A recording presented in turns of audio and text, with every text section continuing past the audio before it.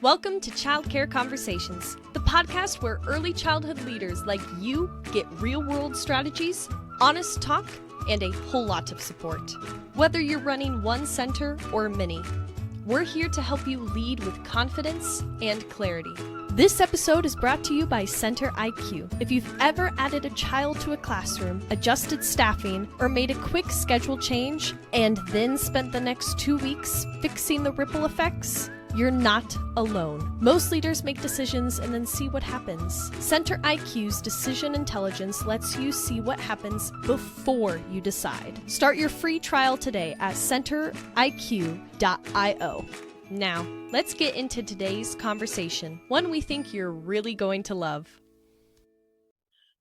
Better decisions, stronger centers, and why we built Center IQ. Hey friends, thank you so much for coming back to Childcare Conversations. Most of you know who I am, but I am Kate Woodward-Young, and I am our co-host. But today I'm going to do something just a little bit different because, well, I want to talk to you about something that I believe is, well, underneath a lot of the pressure that we feel in childcare as leaders. Now, before I talk about Center IQ, I want to start with what we've been seeing. Some of you know that we supported and promoted a leadership snapshot research piece that was done since January. It was done in January to March. And one of the things that we saw were some of the different patterns that showed up. Leaders were not telling us they were busy. They were telling us that they were carrying too much pressure and that they had no clarity. We were seeing things like delayed decisions, role confusion, staffing strain, and leaders who knew something wasn't quite right, but didn't know how to say it clearly or really how to even identify it. And the more that we looked into those responses, the more convinced I became that one of the biggest hidden pain points in childcare is this. Leaders are not overwhelmed by tasks. They're overwhelmed by decisions. Not one decision, not one big crisis, but decision after decision. Should we hire? Should we wait? Can we afford this classroom?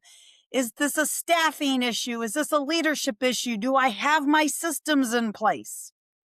Do I raise the tuition?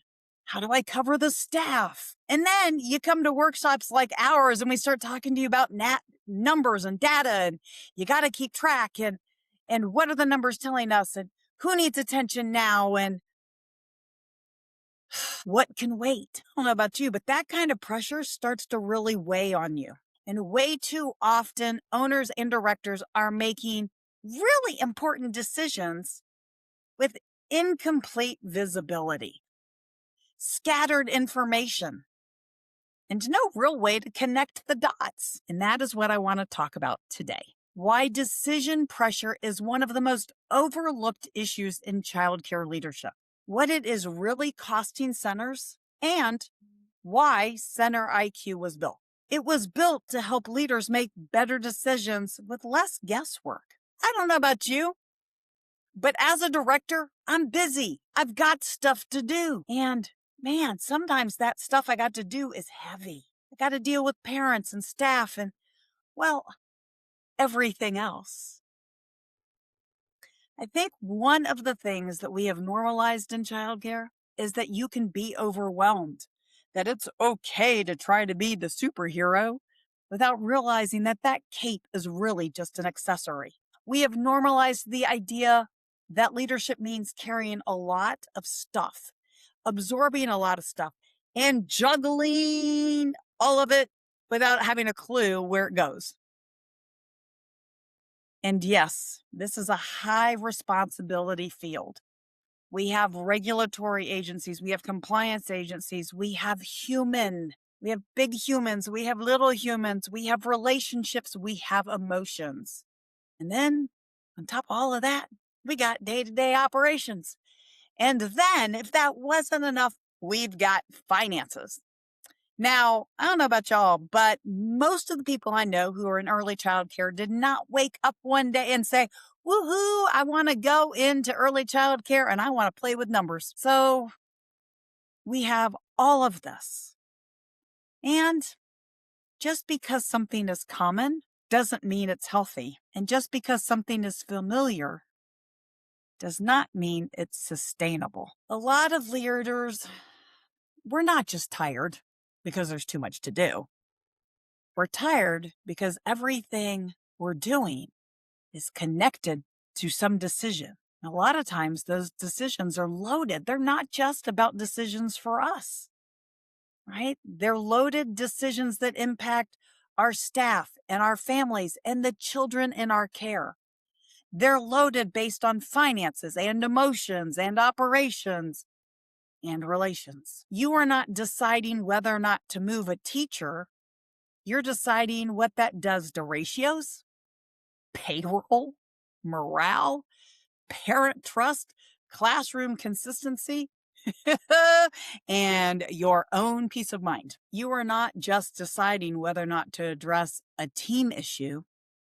You're deciding whether that conversation you have to have is going to impact staff retention, family retention, organizational culture, the confidence of your staff, and maybe even of yourself. Whether the rest of the team feels like standards and compliance even actually matter. You are not just deciding whether or not to raise tuition or to adjust an enrollment strategy. One of the decisions you are faced every single day is where do you spend your money and your time? You are deciding that families in your care, how important are they? Are they families or are they dollars? You are deciding about staff. You decide about cash flow. You decide about your reputation in that of your program and your business. So when leaders say they're overwhelmed, I think you and we need to hear something deeper. I know you're listening to this and you are probably thinking, yay, it's a Kate and Carrie episode. They're going to be so funny. Well, I'm not really sure this is terribly funny, but I want you to think about how overwhelmed you are. And it's because of all those decisions you get to carry and how little clarity you have. Decision fatigue. It's real. You have it every single day. I don't know about you, but sometimes I just want to go home and I'm perfectly okay eating whatever leftovers in the house because then I don't have to make a decision about what to eat. Decision fatigue is one of those things that might sound somewhat abstract and maybe you're not really sure. If you are somebody who likes to have a routine, that could be because of decision fatigue. Are you a director who has a long, long list and sometimes things just never get off the list? And it could be because that requires a decision. In childcare, it is not abstract. Decision fatigue is real. It looks like knowing something is off, but not exactly sure what the problem is. Is it staffing? Is it pricing? Is it enrollment? Scheduling? Leadership inconsistency? Or all of the above?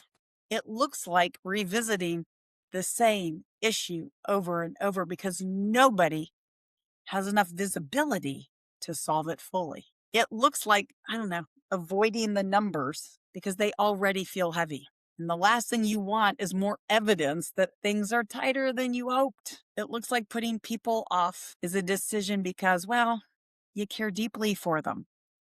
And so you don't really make a people decision. You don't necessarily hire the staff or let the staff go because you don't want to make the wrong call. It looks like carrying concerns home with you because you never quite feel settled in the decisions that you made that day. It looks like reacting to symptoms instead of seeing the whole picture. I'm pausing because I want to say this clearly. A lot of really smart, capable, committed leaders have been made to feel that if they just were better at business or more strategic, more disciplined, more confident, this would all feel better. I don't think that's the full story.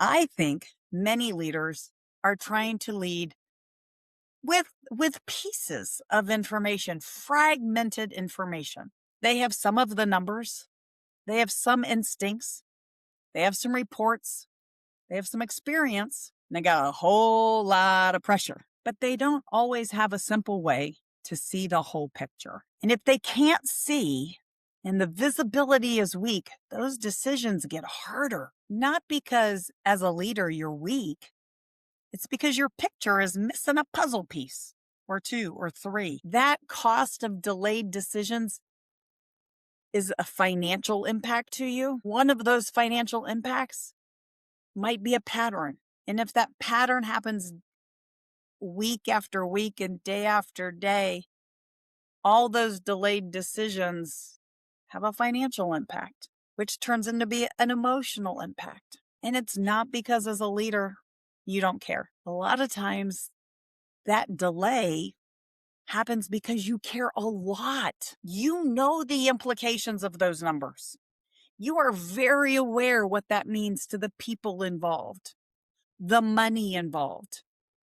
You know that that's going to just mess with all the culture, right? You've worked really hard to bring people together. And so then you wait, and then maybe you try to gather some more information. You hope things will settle down. Oh, just another week. I'll do that in a week. Maybe if we try this, they tell themselves, I will revisit it later. Sometimes that's wise, but sometimes the delay is where the real cost begins. The staffing issue that stays too long and becomes a morale issue. The enrollment concern that gets brushed off becomes a money issue. That unclear role becomes a leadership tension issue. The tuition hesitation becomes a margin issue. The classroom inconsistency becomes a trust issue. Sometimes the most expensive decision is not the wrong one, it's the delayed one. And in childcare, one decision in one area rarely stays in one area. A staffing decision affects classroom quality. A classroom issue affects parent confidence. Parent confidence affects retention. A retention issue affects revenue. Revenue issue affects payroll pressure. Payroll pressure affects leadership and impacts leadership stress. Everything is connected. And that is why clarity matters so much, because leaders cannot afford to make every decision in reaction mode and then hope things balance out later. Why do numbers feel so hard for so many leaders? And so I want to talk about numbers for a minute, because I know that most of us have a complicated relationship with numbers. Some feel intimidated by them. Some feel a little embarrassed by them. Some feel like the financial side belongs to someone else. Some feel like the numbers only ever bring bad news. But I want to offer a different perspective. Your numbers are not there to shame you. They're to guide you. They are the signals. They are the clue. They are to help you stop guessing. They're there to help you find patterns. We're teaching our children patterns. We are teaching them math literacy based on patterns. Even if you don't understand everything, you will be able to see the pattern. But we somehow, as leaders, as educators, we find ourselves forgetting to ask questions. That data, those numbers, they help you make decision before the pressure gets worse. Now, here's the thing. Childcare will always be a people business. You can't have children without people. It will always be a relationship business. It will always be a mission-driven business. But mission without visibility gets expensive. Leadership without visibility gets exhausting. And when leaders do not know their break-even reality, when they do not understand the classroom economics, when they cannot clearly see how one staffing change impacts the bigger picture, they end up making decisions in the dark. Not because you're careless. It's because you care too much. It's because you don't have the right visibility at the right time. And that is one of the problems we want to solve. So let's talk about center IQ. Center IQ, you've heard it all month on Childcare Conversations. They have been a partner with us. Center IQ was built because the childcare world did not need a new shiny toy. We have had a lot of technology shiny toys in the last 6 years. The last thing that any of us want is more noise. It was built because for years, really, we're going to talk about decades, I have been helping and watching leaders making high stakes decisions with low clarity information. Those of us who are passionate about children and love children and really loved being an educator, we weren't trained on understanding spreadsheets. The spreadsheets didn't help. And yes, we have got some great platform tools that will take that information. We might have even hired it done. We might have bookkeepers and accountants and tech strategists. We have all of these reports, but somehow we still don't know how to make them all connect. We haven't figured out how to connect the dots. Now, a lot of us in the industry, we trust our gut. Yeah, but gut feelings with no backup, not always a good plan. Scattered conversations. You might have, and I, as somebody who has had multiple coaches in my life, if you've got coaches and you've got people who you're going to their workshop and you're going to their session, everybody's telling you something maybe slightly off, and you got all these different pieces of data, but nothing is coming together in a way that supports you as the leader who doesn't necessarily instinctively look at numbers and go, oh, I know what that means. And again, the problem is not the leaders do not care. The problem is not that you're not trying, because I know you're trying. I see you. I've talked to you. I have worked with almost 5,000 directors and owners over the last 30 years. I know what you're looking for. And it's not just in childcare. Believe it or not, there are some other industries that have these same issues. The problem is that you often don't have a decision support system built for you, childcare leaders. So Center IQ is about helping leaders see more clearly so that they can decide more confidently. It's about reducing the guesswork. It's about reducing the fog, reducing the feeling that you are constantly making important decisions with only half the picture. It is not about replacing leadership, because we can't do that. It is about strengthening leadership. It's not about removing intuition. It's about giving intuition better information. It's not about turning childcare into a cold numbers only business. It's about helping mission-driven leaders make decisions that are sustainable, strategic, and grounded in reality. And I think right now that matters, because leaders don't need more noise. They just need more clarity. All right. So if this is hitting home to you at all, I want you to invite you to take the next step. As a listener with Childcare Conversations, you can start a 30-day trial with Center IQ. It is centeriq.io. If you know there are decisions you have to make today, stop making them with half the information. If you want better visibility into what is happening in your center, and you want stronger decision support without more noise, this is exactly why Center IQ was built. Now, in our show notes, you can find a link to Center IQ and start your 30-day trial. Who or what is Center IQ for? Who is Center IQ really for? I think Center IQ is especially important for those leaders who are feeling any one of these things. Okay, so I'm going to list off some things, and if this sounds like you, go check it out. What do you got to lose? You got everything to gain. Now, I know something is off, but I can't tell what is driving it. I know I need better numbers, but I'm not really sure what I'm looking at. I get my report every month from my bookkeeper. Feel like I'm making decisions, but I'm only getting partial results. I'm an owner, and sometimes my director makes a decision that I disagree with because I feel like they don't understand the whole picture. As a director, sometimes my owner wants me to do something and it doesn't make sense. My owner wants me to enroll every child that comes in that building, but also they want me to make sure that my payroll is at a reasonable rate. I want to lead and make decisions with confidence and a lot less panic. As an owner, as a director, we want to be able to speak the same language. That one touches me. Because so many owners and directors struggle.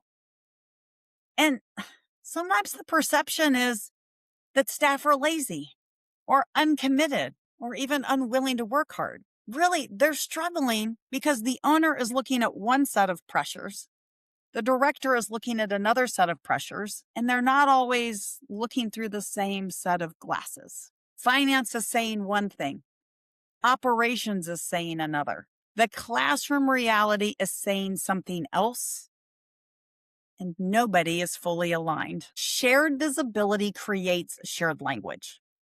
Shared language creates better decisions. Better decisions create stronger centers, and that is the point. What instability really sounds like? Sometimes instability sounds like, we're fine, but I know something's off. We're making it work.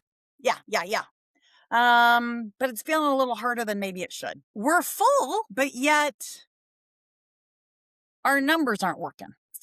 So I heard on TikTok that really it's a systems problem. I just need to fix my systems. Well, there was this influencer I saw, and man, they were so full of energy, and it's a staffing problem. I don't have the right staff. Sometimes I feel like I have heard the same thing over and over and over.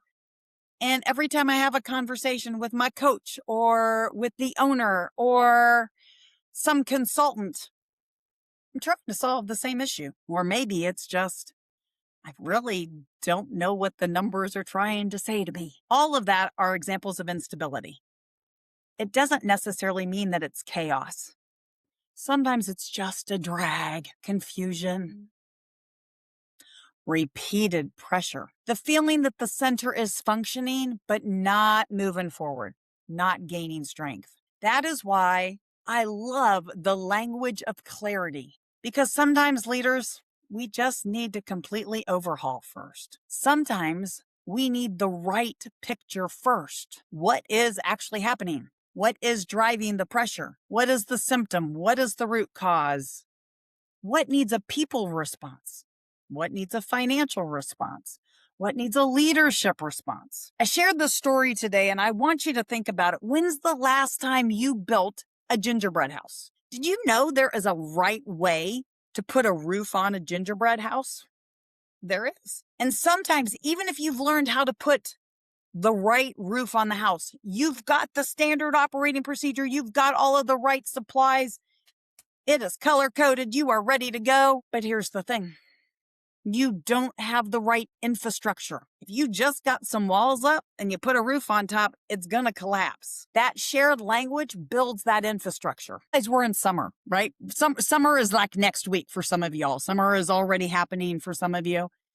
And I don't want you to wait until this fall to start to reflect and figure out what you need to build for next fall. You want to get really good at gingerbread houses? You start practicing them now. You don't build them once a year. Part of the reason I want to talk about this right now is because if we wait until summer, late summer, you're already feeling the pressure for that back to school enrollment season. The enrollment pressure, the staffing pressure, the transition pressure, and Lordy be the budget pressure and the schedule pressure. And the family communication pressure. I get it. When you are operating in reaction mode, it's hard to create planning mode. That is exactly why visibility matters. The clearer the visibility, the easier it is for you as a leader to look ahead before that pressure starts to peek its head. So here are some questions I would encourage you to ask yourself right now. Go pull out paper, pencil. If you need to pause this episode, pull over if you're a car listener, because I got some questions for you. What is your enrollment actually telling you? What does your current staffing structure support and not support? Where are decisions being delayed? Where are the roles and responsibilities unclear? Where have you been carrying the risk that you haven't named yet? What is likely to feel urgent later if you don't look at it now? Those are leadership questions. Those are the kinds of questions leaders need help answering before the monsoon of pressure and stress comes in. We do not want monsoon season. What I want leaders to hear today, if you're listening, I don't care when you're listening to it. You can listen to this episode in a couple of years. But if you are feeling buried, foggy, behind, tired of making every single decision, and it never seems to get easier, I want you to go take a look at why. You are not weak, you are not failing, and you are by far not the only one who has ever looked at a staffing chart. The enrollment reality, the enrollment predictions, the classroom pressure, the payroll concern, or the daily leadership load and thought, something's got to change and I need to figure it out. I don't know where to go. I don't know what to look for. I don't know how to do that. That is not incompetence. That is a signal. That is a signal that you need better visibility, that you need better decision support, better leadership infrastructure. And I really believe the next chapter of childcare leadership has to include that. Not just motivation, not just training hours, not just more encouragement. Those things matter. But leaders also need tools that help them see the business and leadership picture clearly. Because when leaders can see more clearly, they can lead more clearly. They can make stronger calls and they can reduce the panic. Yeah, they can. They can address those issues later because those decisions are no longer private burdens. Why does this matter at your center? Conversations matter because stronger decisions do not just affect one owner or one director. They impact teams, classrooms, families, and communities by sustainable programs. They impact whether or not your good leaders burn out or your good leaders stay. And I care about that. This field has so many passionate leaders, but we want leaders who are willing to sustain the work, leaders who can make those decisions with confidence. And they don't have to spend all day wondering if they missed something. When we did the leadership stability snapshot a few months ago, we really thought that decision pressure was behind the pain points in childcare leadership. That delayed, unclear decisions are costing centers money. Center IQ, decision intelligence.